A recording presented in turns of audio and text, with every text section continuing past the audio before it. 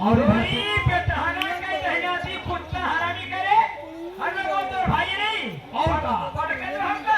ये तो ज्यादा दिन बोले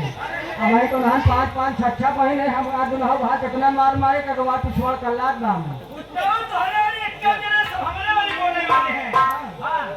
हमारे कही थी केहू नहीं बोली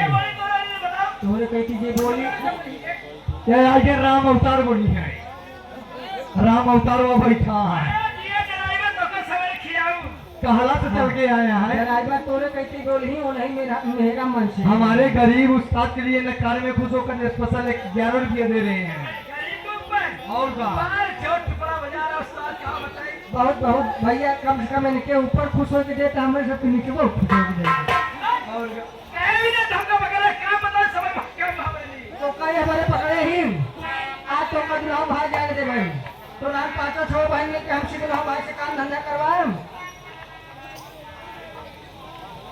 तो कल से न जाएंगे भाई। तो देखिए मैडम जितने हमारे भैया बाबू लोग बैठे हैं इनको सबको बढ़िया से बढ़िया गाना है और बढ़िया से बढ़िया गाना बढ़िया से बढ़िया इनका सब फरमाइश कव्वाली फरमाइश बा बढ़िया से बढ़िया गाना सुनाओ डाल दिखाओ